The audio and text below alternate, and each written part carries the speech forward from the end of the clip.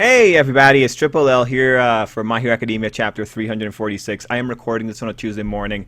Now this time I do feel a little bit bad that this took so long to get out and to sit in front of the camera. I was incredibly sick over the weekend and I was at the doctor's yesterday. Don't worry, I'm okay. People had me really thinking I was going to die all of last week, but no, it is actually much more benign, so I'm okay, I think. Maybe pain in the future, but I'm okay. Anyway, we're here for Hero Academia. And you know what? I'm really sad because this is like a really exciting chapter. This was actually a really good chapter. Like even from the spoilers, this just seemed like a really good chapter. This is like probably Hero Academia at its finest. There's a lot of really nice things here, a lot of really cool things to talk about too. You know, a lot of pages that don't actually have too much to talk about, which is actually pretty great. We know this is going to happen because we're in the battle chapters.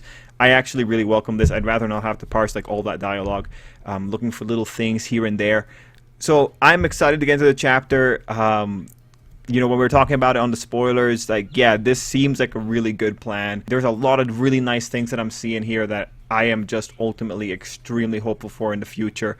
Also, I gotta say, there is a little detail here, or maybe multiple little details, where I'm going to like significantly fixate. The bird's already active because they just heard me rehearse this one part that I'm going to fixate on. And, you know, I just gotta say, I do know I fixate on stupid things. But that's where I have my fun. If you don't want to watch me fixate, you shouldn't be watching me because that's pretty much all I really offer you guys. Just really asinine fixation. But I will try to make it entertaining. I think it's a really good point, personally. But yeah, no. In terms of general notes, getting serious here, I really think that this is just a good example for the future. There are things in this chapter that, you know what, this chapter serves as a perfect bare minimum. If we get bare minimum of this chapter for the majority of the other people in Hero Academia, I would say, you know what, awesome, great. I think this was good. Like, good on you, Horikoshi, for being able to keep up this level of quality. We'll also talk about the challenges that come here, because there are a few challenges. Like, there are a few spots where comparatively, like, I think the author is like kind of feeling the heat a little bit. Just because, like, one of the thing is, one of the toughest things when writing any kind of conflict is really the setup for the conflict. Because Shonen Jump in particular is just like, hey, we have a disagreement, let's fight it out, right? Like, there are steps from talking to punching someone in the face. Very little. There's very little space in between there. So these people aren't people that actually have a lot of practice with building up conflicts. Some authors are better at it than others, but because Battle Shonen is Battle Shonen, many conflicts will just start by someone swinging a piece of metal into someone else's face. When it comes to Horikoshi, I think especially like last week, I think there are still spots here that he just doesn't have time to work out how do you get to the fight properly. Mind you, last week was still good. Like last week, the Monoma plan was still very good. But you know, like the whole Toga thing. Like the Toga thing, the more you look at it, the more it breaks down, I think. I think that as we go into the future, you might see like little forces like that when it comes to setting it up. What this chapter tells me, though, is that this guy has thought out the battles themselves and is actually putting 100% effort. So really, this is the kind of thing where I feel that had he more time, in pretty much every sense of the word, he'd be able to make more built-up conflicts and be able to do them in a way that critically they would be good. But this kind of goes back to the whole thing about this whole final arc. This whole final arc has not been good on setting up the conflict. What this arc has done has been, it's been going from conflict to conflict, and then after the conflict starts, it's been building the setup for the conflict in a flashback.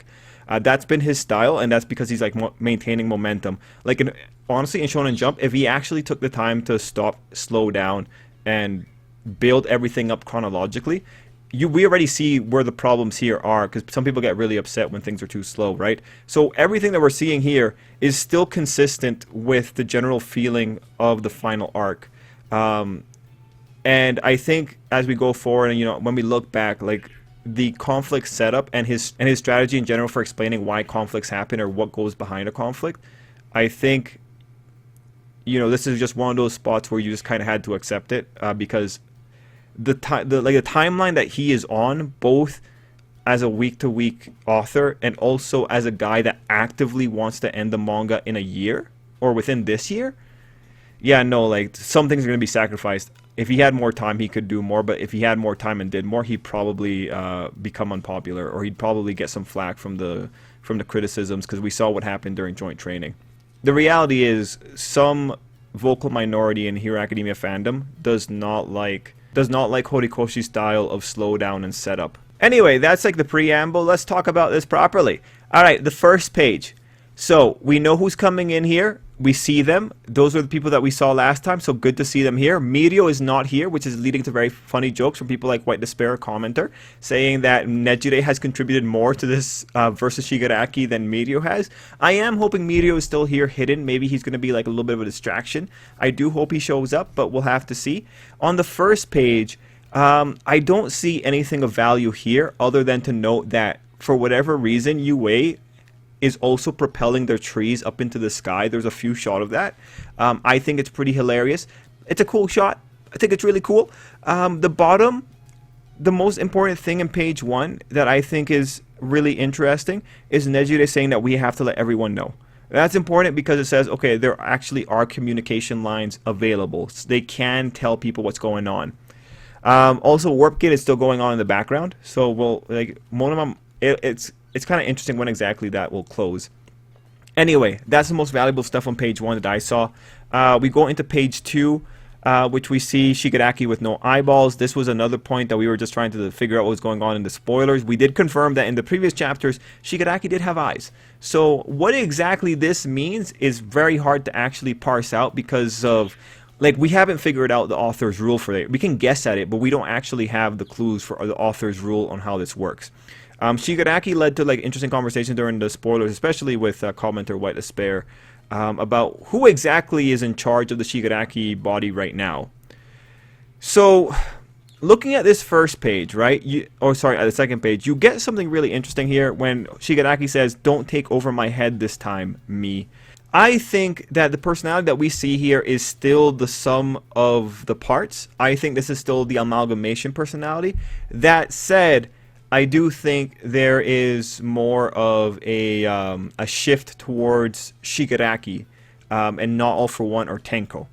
The reason I would say that, actually, let's break it down. I'm looking at this in terms of percentages. This personality we're seeing right now is made up of 80% Shigaraki, let's say 18% All For One, and 2% Tenko. Like, those are the subconscious forces coming in to make the conscious mind that is this mind.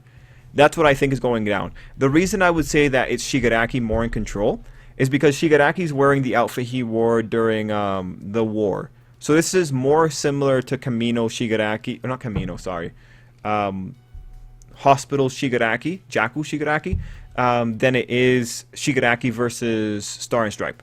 And the reason I would say that is just because this one showed up barefoot and he's not wearing a suit.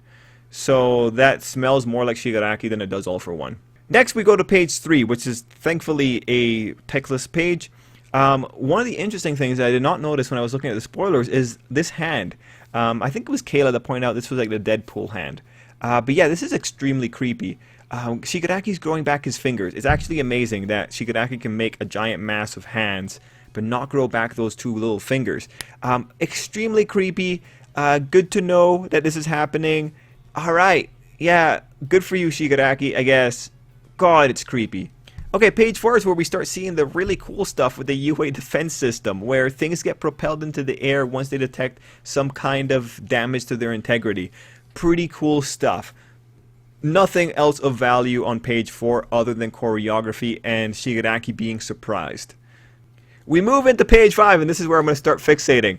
Shigaraki, first off, is able to identify an electromagnetic barrier. I didn't even know that Shigaraki had the knowledge to be able to say electromagnetic barrier, but good to know. We have the muscles are locking up, and then we have Best Eunice's contribution for the fight.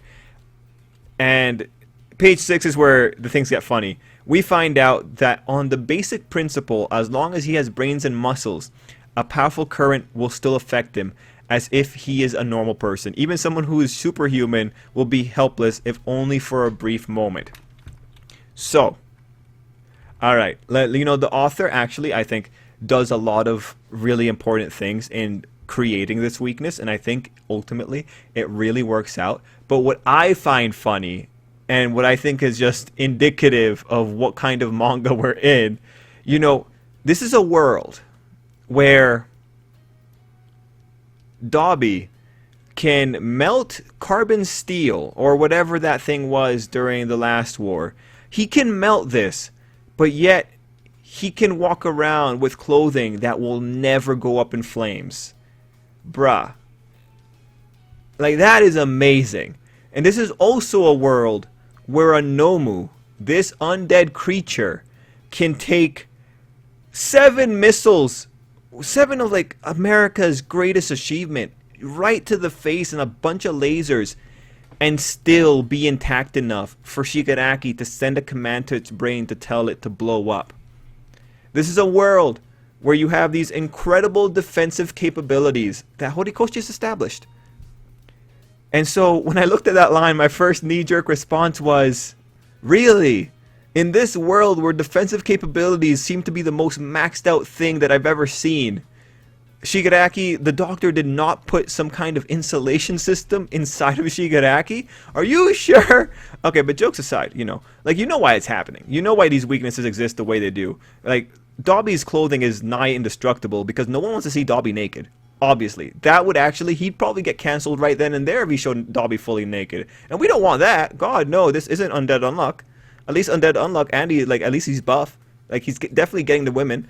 And the guys. Maybe the guys. You know, we're inclusive. As for the Nomu, well, like, obviously, the Nomu is going to have incredible defensive capabilities, able to withstand the amazing power of the US military and STAR's lasers, because it's convenient for Shigaraki to still have the Nomu to blow it up. It's convenient for the Nomu to take the hits head on and then fly out, still looking kind of solid, so that Shigaraki can make it look like that's actually him, right? It's convenient for the Nomu to have that kind of defensive capability and make America look like a joke. In this case, you need to give Shigaraki somewhere to, like, really be damageable, ultimately, we just need to give Shigaraki some weaknesses here. And, now to talk about, what the author did to make this a little bit better, at the end of the day, Shigaraki can be affected by electricity, because it's because of electricity, or maybe not because of electricity, that Shigaraki ultimately was able to revive himself. Or that electricity was able... point is, like, back during the war, the electricity made Shigaraki's body jump up. So, must have had some kind of effect, therefore he must be vulnerable to it. And, the whole thing about only for a brief moment, alright, yeah, like you're saying, he's only got that resistance for a little bit. Yeah, I can totally respect that. No, point is here is just, the defensive capabilities in Hero Academia are just really blown up when it's convenient for the plot. And then when you need it to actually, like, matter a little bit, like, he goes back to realistic expectations. Fundamentally, given everything we've seen, like, actually, if you had the doctor make Shigaraki somehow invulnerable to electricity, that would have been 100% in line with the shenanigans that we've seen in Hero Academia before. It's just really funny to see it here. Oh, also, I just remembered, going back to the whole thing about Boku, and I apologize because I don't... That was my mistake for forgetting, but this was a note. Shigaraki, when he says I, he's using all for once way of referring to himself, and that's what makes things a little bit tougher. That's why there is all for one in there. So I do stick to my 80-18-2% example of what's making up the conscious mind in this case. Anyway, I got reminded of that because at the bottom of page 6, you see Shigaraki's speaking, and like whenever I read Shigaraki, like when I read no matter the scheme will be your ruin, Genus, no matter this scheme will be your ruin, that's such formal speech pattern that I just don't see Shigaraki having this kind of formal speech pattern. When I look at that feels more like all for one speech pattern, but it's so hard to tell because sometimes, like, translation also kind of loses the nuances of some little things in their speech patterns. What do you guys think? That little line there, do you think it's more influenced by Shigaraki or all for one? Page 7 is like, hey Shigaraki, are you stupid? Yeah, no, so Shigaraki's pointing out, hey, you guys are going to be running out of shit. And then Best Genius is like, brah, we got you countered. And this is where the amazing stuff starts. I also like the little quip about Shigaraki's brain short-circuiting. You know what? I don't think Shigaraki's brain short-circuited. I think the all-for-one part of the brain short-circuited, because the only person that actually starts talking like this and then gets shown up like within seconds is all-for-one. He's the only one that has to backtrack on things he says. So I'm pretty sure that was the all-for-one part of the brain gloating. Okay, so across page 8 and 9, we actually end up seeing one of the best things about this. Also, are there flying platforms around UA? Oh, maybe. Anyway, on page 8 we see the good stuff about this chapter. We see Power Loader, we see Cementos, we see May and the support crew. I feel really bad that there's no business students here. We see Lunch Rush in the background too, and we see Momo. So this is actually pretty amazing. This makes sense. This is an excellent way of bringing in all these different characters and making them worthwhile. Like, yeah, Power Loader, he is the guy that I would imagine would be crawling around the vents. He does look like that kind of guy. Cementos, yeah, okay. I can see where the cement would be important, like to cover the stuff. So that's pretty cool here. It's cool to see him just working. It's May. She can make anything. And then you have Momo, the human production factory. Of course, this is what she should be doing. This is like the best utilization of Momo that we've ever seen. So this was just amazing in general.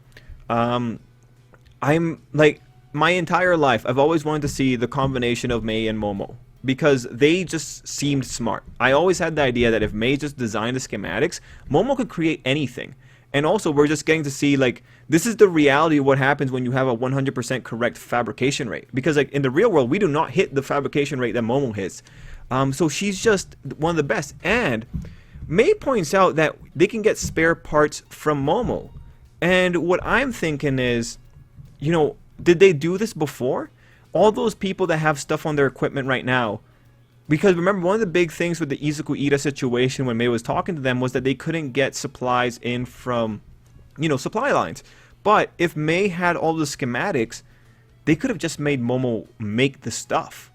So I really do hope that this is a sign that Momo was able to make up for the supply lines by just being an infinite factory. And one of the great things about this whole Momo page here is that Momo is already set up that she can do incredible things when it comes to this really abusive power. Momo's precision is so perfect that she can install the firmware of the devices she uses just by creating the device. That is a ridiculous, like, the author really stepped in it when he made Momo make electronics that require microchips and firmware. The moment he had an electronic that had a screen on it, like, Momo was busted. So it's great to see her actually being used to what is really a logical extreme. And I think that's just one of the really cool things about this chapter. It's logical extremes, and it's like, yes, this is the level of intelligence that we would like to see from people who are thinking about how to break quirks. And make no mistake, Momo is a supercomputer, but we knew that from the moment she made an electronic. Now, in terms of the dialogue itself, I do think that Momo's dialogue was just like a little bit like, okay, it's creative, but my friends call me Momo Yao or Yao Momo. You can too if you like. It's like, you know, I kind of wish you could have done this earlier than when you're working, but at the same time, like, screen time is extremely limited, so get it where you can.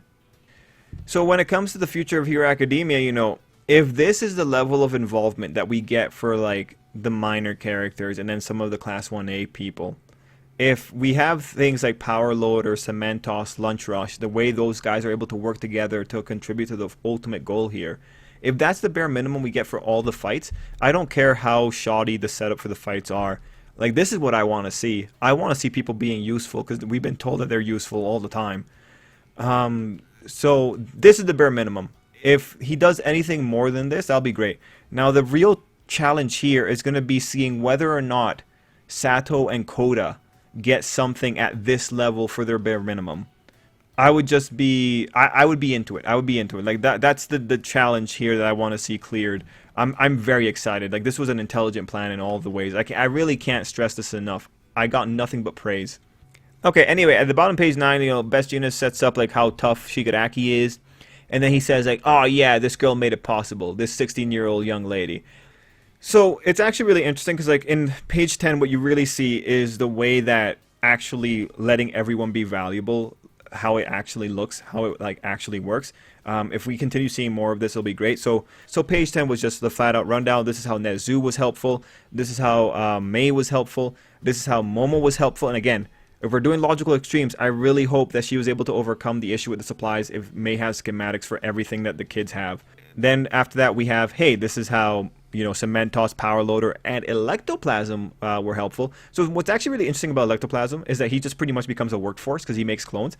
What's actually also very worth noting is that Ectoplasm does not have the issue that Twice has, in that his clones don't try to rebel, because Ectoplasm actually is a cool guy that likes karaoke, as opposed to Twice, who has little strength of character. So Ectoplasm, actually, if he became a villain, actually, he could probably rule the world, because these guys have been doing slave labor and they've been doing it happily. That's what happens when you have morals. So that was pretty cool. Then we get like the wonderful little surprise of like, hey, actually, how are we maintaining the energy here? And then we find out, oh, Kaminari, oh, manga, and then 2 other no names that the author didn't get to really set up. Mind you, there's a little bit of a note here. But yeah, no. That was really cool, and I remember White Despair pointing out that, oh yeah, All for One wants to be this guy that pretty much is the sole provider of the world, but here, in this one chapter, you've seen how that wouldn't work, because there's so many other sole providers. So, again, really good. I am concerned about Kaminari, because Kaminari does go stupid at some point, but everything else here seems very reasonable. I like that they point out that they are technically second years, but that's the thing, they're going to be... The Class 1A kids are going to be Class 1A for like the majority of the manga. There's only going to be 5% of the manga that are not going to be Class 1A, and that's going to be the epilogue. And heck, 5% is a little bit too generous. Now, I will say, this girl right here, I'm pretty sure this is Nejire's friend that we saw during School Festival. So she got a spot here. Pretty neat. I think that's pretty cool. Like, again, bare minimums, man. I never thought I'd see that girl again, but she's being useful. Bare minimums, Horikoshi. Just give us the bare minimums. Anyway, we continue page 11 talking about Shigaraki's tomb. Now, of course, Plan B is still a thing, so obviously this is not going to work well. We already see that there's things going wrong here. But so far, this was a really good effort. Like, you can't predict the unpredictable. It's a really, really good effort. Anyway, we're going to page 12. On page 12, we see the heroes approaching. We see the way Edgeshot's approaching. I didn't notice that was Edgeshot until just now. And we have Shigaraki setting up for one well-placed shockwave, where we find out, oh no, hey, Monoma is still involved. And this is, again, another logical extreme. Yes, I do think Monoma should just be sitting next to Aizawa, touching him all the time to recharge Erasure. So I like that the author actually did that. Now, I am kind of, some people pointed out that, Jason Thomas, a commenter, pointed out that wouldn't sending Monoma to All for One first be worthwhile? Like, just having Monoma over there for like 2 minutes just to look at All for One and then send him to UA? Like, surely the heroes could survive 2 minutes against Shigaraki. And we've seen them survive before. I would say yes. Honestly, I would 100% say yes on that one. But they must have just, I can't complain where they're being overly cautious. Now, mind you, there might be an overestimation on the other side, but Shigaraki is legitimately dangerous. This is a part where I can understand. I can understand why they did the things they did. So when we go here, it continues the trend of the chapter. You see Manuel is back. I'm kind of sad Rocklock's not there, but maybe Rocklock's hiding beneath the little house, and maybe Meteor will pop out of there if Shigaraki gets too close and just kind of poke him in the eye for distraction. No, I thought this was incredibly good. I like seeing Manuel again. He's the only guy with a water manipulation quirk, it seems. I like what Monoma is doing here. He's talking about his starring role. Then you have him calling Shigaraki a final boss. So what's actually really interesting here is that, aside from Shigaraki, Monoma is the only person that's actually engaged in video game rhetoric. So I just found that to be really cool. And I would love to see Monoma pretty much laughing at Shigaraki the way he always does as Shigaraki approaches him. If this guy stays maniacal and fearless, even when Shigaraki's in his face, this guy wins, alright? Like, this is an amazing guy at that point. Like, respect the kid. One thing here that I want to point out is that Aizawa seems to be using Erasure as well because his hair is floating. Also worth pointing out that, yes, Erasure, when it activates, for whatever reason, releases some kind of energy that makes people's hair go up. So that's really interesting. It really feels that there's a propulsive force coming out of Erasure. We know that it glows red in the anime, and we know it kind of glows in the manga effect, so that's actually pretty interesting. It's too bad though, because the manga's ending, so there's nothing really worthwhile that we can take from this to extrapolate for the future. On page 14, we see like the most terrifying thing in the world, where Shigaraki creates a massive hands and he sends it towards everyone. And this is happening while Erasure is in effect. Now, this definitely brings up a lot of questions. Jason Thomas, a commenter, told me I should check out Akira because maybe he's doing something similar to that. I don't know. Honestly, I'm surprised. I thought this would have been a quirk ability, and instead it's this. I'm not sure what to make of this. I got thoughts though. I got many thoughts. Some people on the live stream heard it, but I have like one of the general thoughts I thought was like, is All For One's plan to make Shigaraki into an abomination so that he can touch everyone at the same time? Like imagine if Shigaraki, like a tumor, spreads over the world, touches everyone, and then All For One takes all their quirks, right? Or another idea is Shigaraki in Vestige World. We know the man is covered by hands when it comes to Tenko. They're like hands and Shigaraki. Like there's never been a better match made in heaven. Is Vestige World coming into the real world? Is that All For One's plan? Does he want his brother to be revived into the real world by Shigaraki creating bodies for them? Does he want Vestiges to come back? Again, is he bringing Vestige World to the real world? That's another possibility. And you just need to, like, if we go into that route, what would be really cool about that is that maybe we talk about the origin of quirks, because I still think it's mass unconsciousness, because some things here only make sense in mass unconsciousness. And then in terms of like how this works, like, is this, we know that when Shigaraki was turning into a blob monster, All For One said that Shigaraki was overcoming quirk singularity, and given that quirk singularity is about the mismatch between quirks in the body, is this just a byproduct of rapid cell division? Because like technically if your cells are dividing and you're like, because maybe like if your cells are dividing, you're constantly growing, you can always overcome the limitations of your body by just improving your body. Like maybe what Shigaraki got installed in him is some kind of evolution type mechanic that was made through modern science. Again though, if the Doctor has the capability to do this kind of shenanigan, where a body can constantly evolve in real time, why are we still fixated on quirks? Just give everyone, like, just give a bunch of your best guys this power, and then that'll be that. Spread some All For One goodness into every one of their minds, so you don't have them ultimately betraying you. Yeah, no, man. Like, this is just another example of, if this is science based, another example of like, yeah, I think these guys are way too fixated on quirks and should really look into their research. Another possibility here is that this is still a quirk, and what I'm talking about there is because this is the idea of going beyond quirk singularity or whatever, or quirk singularity doomsday, maybe this is a quirk beyond quirks, like a quirk that cannot be impeded by other quirks. That wouldn't be that strange if you just, like, if the author wanted to do like an over quirk kind of thing, it wouldn't be that strange. That said, I will still lean towards some kind of scientific development here. Like this is like some kind of cell division kind of thing. It is extremely creepy though. There's many possible angles here. I'm very excited to see where this ultimately goes. What's interesting about page 14 at the end there is that Aizawa is getting scared about the fact that Shigaraki was incomplete, and it's like, yeah, you guys knew that the guy was going to be coming here with new powers, so shouldn't be surprised in that regard. Page 15 we have Shigaraki being upset that Aizawa is being useless like that, even though really he's taking some good hits here. And then we see that Mirko gets hit here. Honestly, this girl's taking so much damage. I think she's fine. I don't think Horikoshi has the balls to actually kill her. Also, I don't see her other arm. So to me, that kind of says that if that arm has a cannon on it, I think we're going to see it next chapter. And then we have to talk about next chapter. What's going to happen next week? I really enjoyed having just Shigaraki this week. I would love to have Shigaraki next week. I'm okay with 70%, 30%, 70% Shigaraki, but we'll have to see. Now, there is one thing that I am not sure what to make of, because I don't fully understand what I'm looking at here, and I'll show you guys the picture if you guys can give me an idea. This thing right here, that doesn't look, it doesn't look like a, it doesn't look like Mirko's body part or anything.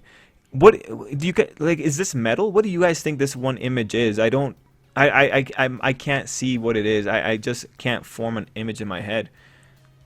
But yeah, that's pretty much it for me, guys. Thank you so much for watching, and gonna edit this up and put it up.